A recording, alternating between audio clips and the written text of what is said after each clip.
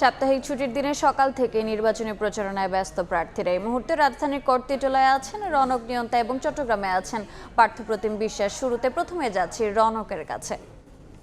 রনক, আজ দশম দিনের মতো নির্বাচনী প্রচারণা গণসংযোগ করছেন ঢাকা ৬ আসন থেকে বিএনপি মনোনীত প্রার্থী ইঞ্জিনিয়ার ইশরাক হোসেন। তিনি সকাল থেকেই আজকে এই সায়েদাবাদ এলাকায় তার গণসংযোগ করছেন।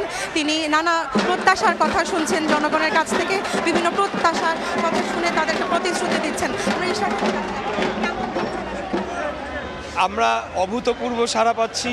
আজকে যত দিন যাচ্ছে আমাদের এই জনগণের কাছ থেকে, সর্বসাধারণের মধ্যে থেকে সারা দিনকে দিন বেড়ে চলেছে। আজকে আমরা লক্ষ্য করেছি যে বাসা বাড়ি থেকে মানুষরা নেমে এসেছে, মহিলারা, মা বোনেরা নেমে এসেছেন। তো আমরা অভূতপূর্ব সাড়া পাচ্ছি। আসলে এটা অবিস্মরণীয় আমার জন্য আর কি।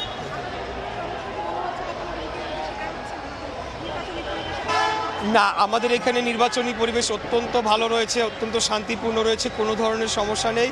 এবং আমরা যারা প্রার্থীরা রয়েছি খুব সৌহার্দ্যপূর্ণ অবস্থানে রয়েছি এবং আমি মনে করি যে আগামী 12ই ফেব্রুয়ারি অত্যন্ত শান্তিপূর্ণভাবে আমাদের এই আসনে নির্বাচনটি সম্পন্ন হবে।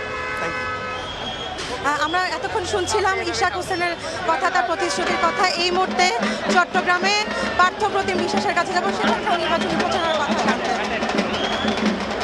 হাটহাজারী 5 আসনে নির্বাচনী প্রচারণা চালাচ্ছেন ব্যারিস্টার মীর মোহাম্মদ হেলাল উদ্দিন। সকাল থেকেই আমরা দেখছি তিনি তার যে নির্বাচনী আসন রয়েছে সেই আসনে কিন্তু তিনি তার যে নির্বাচনী প্রচারণা সেই প্রচারণা কিন্তু চালিয়ে যাচ্ছেন। এই মুহূর্তে তিনি আমরা দেখছি মাদার্সা এলাকায় আছেন এবং এখানেও কিন্তু তিনি আমরা দেখেছি নির্বাচনী প্রচারণা চালানোর পর তিনি এলাকাবাসী যারা রয়েছে তাদের উদ্দেশ্যে তার যে বক্তব্য সেই বক্তব্য কিন্তু তিনি প্রদান করছেন। এবং আমরা কিছুক্ষণ আগে কথা বলেছিলাম প্রার্থীর সাথে, তিনি বলছেন গত 17 বছর ধরে এই এলাকায় তেমন কোনো উন্নয়ন হয়নি। তিনি যদি নির্বাচিত হন তাহলে তিনি কিন্তু এই এলাকায় যে সমস্যাগুলো রয়েছে, বিশেষ করে আমরা দেখেছি রাস্তাঘাটের ব্যাপক সমস্যা রয়েছে, জলাবদ্ধতার সমস্যা রয়েছে, যানজটের সমস্যা রয়েছে, সকল সমস্যা তিনি সমাধান করবেন এমনটি তিনি আমাদেরকে জানিয়েছেন। এবং এখানে আসার পর আমরা যেটি দেখেছি সেটি হচ্ছে এই এলাকার যারা সাধারণ মানুষ রয়েছে, বিএনপি নেতাকর্মী যারা রয়েছেন তারা সবাই কিন্তু একসাথে নির্বাচনী প্রচারণায় উৎসবমুখর পরিবেশে কিন্তু অংশগ্রহণ করেছেন।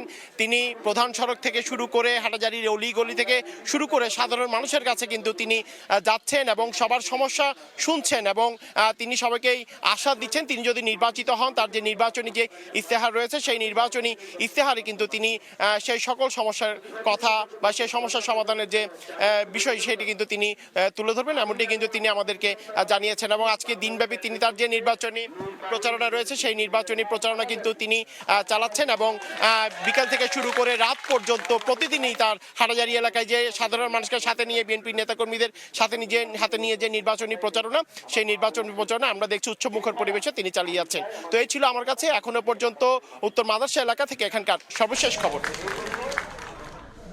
সরাসরি যুক্ত ছিলাম চট্টগ্রাম এবং রাজধানীর কর্তৃটলায়।